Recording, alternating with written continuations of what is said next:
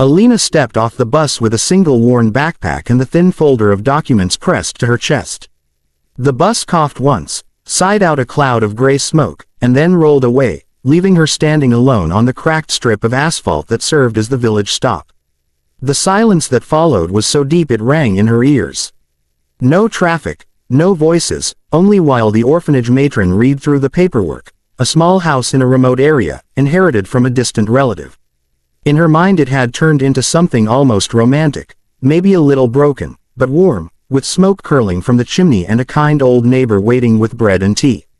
What stood before her was a road with weeds growing through the cracks and a cluster of low wooden houses hunched against the forest as if the trees were slowly pushing them back. Alina adjusted the straps of her backpack and started walking. The villagers watched her from behind their curtains. She felt their eyes long before she saw their faces. When she passed a fence, a woman paused in the middle of hanging laundry, her hands frozen in the air.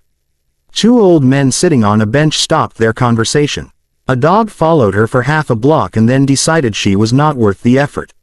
She reached the small administration office at the center of the village. Inside, the smell of dust and old paper was heavy. A man with a thick mustache sat behind a desk and looked up when she entered. "You must be the orphan girl," he said, not unkindly. Alina nodded. "I'm Alina. I came about the house." He leafed through a stack of documents, found her name, and slid the folder toward her. "It's yours, legally and completely. No taxes owed. No neighbors close by either." "How far?" she asked. He hesitated. "About 3 kilometers into the forest. The old path still exists, but it's barely used." "Why did she live there alone?" Alina asked. The man's eyes flicked up. "People choose strange things." When she turned to leave, he added, "If you hear things in the forest, don't go looking for answers." The house appeared exactly as the village man had described, standing at the edge of a clearing, leaning slightly, as if tired of holding itself upright. Its windows were dark, the paint long peeled away. The roof sagged in the middle, but the walls were strong, and the door, though stiff, still closed properly. Alina stood in the clearing and let out a slow breath. This was hers. Inside, the house smelled of cold wood and thyme. Dust lay thick on the table and chairs, but the place was not abandoned in the way ruins were abandoned. There were plates stacked in the cupboard, a kettle on the stove, a narrow bed with a folded blanket. On the wall hung a faded photograph of a woman in a dark dress standing beside a younger man in military uniform. On the back, written in careful ink, were the words, "For Lydia. May the forest keep you safe." Alina placed her backpack on the floor and opened the only window. Fresh air rushed in, carrying the smell of pine, moss, and distant water. Somewhere far off a bird called, its voice echoing in the empty space. By midday, hunger reminded her that she had eaten nothing since morning. She remembered the mushrooms growing near the bus stop and grabbed the small knife from her bag. The forest welcomed her with a hush that felt almost respectful. Sunlight filtered down in broken ribbons between branches. The ground was soft with needles and damp leaves. She moved slowly, scanning the shadows, and soon found clusters of pale caps pushing through the moss. She knelt and began to work. After an hour, her basket was nearly full. That was when she noticed the trees ahead, several of them broken halfway up, their tops splintered and pointing at the sky. Like wounded fingers, a strip of dark metal glinted between the trunks. Curiosity tugged at her. She moved closer. The forest opened into a small hollow. Lying across it was the remains of an airplane. The fuselage was torn and twisted, its paint long eaten away by rain and rust. One wing was gone completely. The other lay broken against a fallen pine. The nose of the aircraft was buried deep in the earth, as if the forest itself had tried to swallow it. Alina's heart hammered. She circled the wreck slowly. No road, no signs. Only silence and the smell of old fuel and metal. She reached the cockpit. The door hung open, its hinges corroded. Inside, the controls were frozen in time. Maps lay scattered across the floor. A cracked headset dangled from the ceiling. In the captain's seat, bound by brittle straps, was the skeleton of a man. His skull was tilted slightly toward the window, as if he had been watching the forest grow around him. Alina staggered back, gasping, her basket of mushrooms falling into the leaves. Behind her, somewhere in the trees, a branch snapped. And the forest, which had felt peaceful only moments before, now seemed very awake. Alina stood frozen for several long seconds, her breath locked in her chest, her eyes fixed on the dark opening of the cockpit behind her. The image of the skeleton in the pilot's seat burned into her mind, the slack angle of the skull, the straps still gripping bones that had once been a living man. The forest felt different now. The air was heavy, thick with a sense of being watched. Another snap echoed from somewhere behind the trees. She whispered to herself, "Calm down. It's just the forest." Slowly, she bent and gathered her scattered mushrooms, though her hands trembled so badly she dropped half of them again. She forced herself to stand and look around. Nothing moved. No voices. No footsteps. Just the soft murmur of wind threading through branches. Still, the feeling would not leave her. Alina turned and walked back toward the house, keeping her eyes on the path ahead and refusing to look behind her. Each sound, the crack of a twig, the rustle of leaves, made her heart jump. When the clearing finally appeared between the trees, she almost cried with relief. Inside the house, she bolted the door and slid down against it, pressing her palms to her face. For several minutes she could do nothing but breathe. When her pulse finally slowed, reason began to push through the fear. Someone had flown that plane. Someone had ordered that flight. Someone had known what it carried. She could not leave it there. She returned to the forest the next morning at sunrise, carrying a flashlight, rope, a notebook, and the small camera she had found in the drawer of the house. The daylight gave her courage, though her stomach remained tight. The wreck looked smaller in the morning, less monstrous.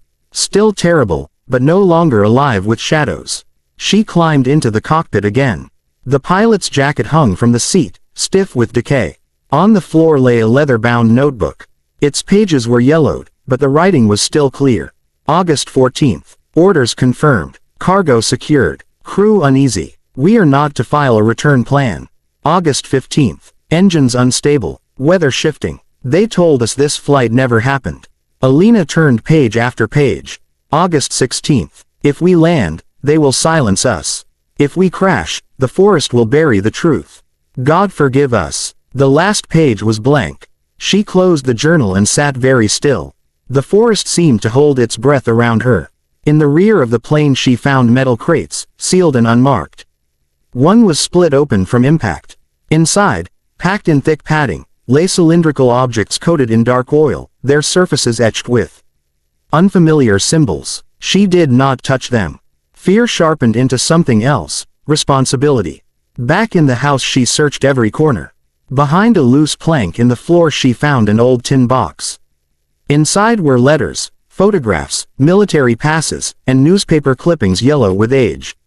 The woman from the photograph was named Lydia Volkova. The clippings told of a missing aircraft, a classified operation, an investigation closed without explanation. Lydia had not been just a lonely forest woman. She had been the sister of the dead pilot. Alina realized the house had been given to her not by accident, but by design. That evening, a black vehicle appeared at the edge of the clearing. Two men stepped out. They knocked. "Miss Alina," one of them said through the door. "We'd like to talk." The knock did not come again.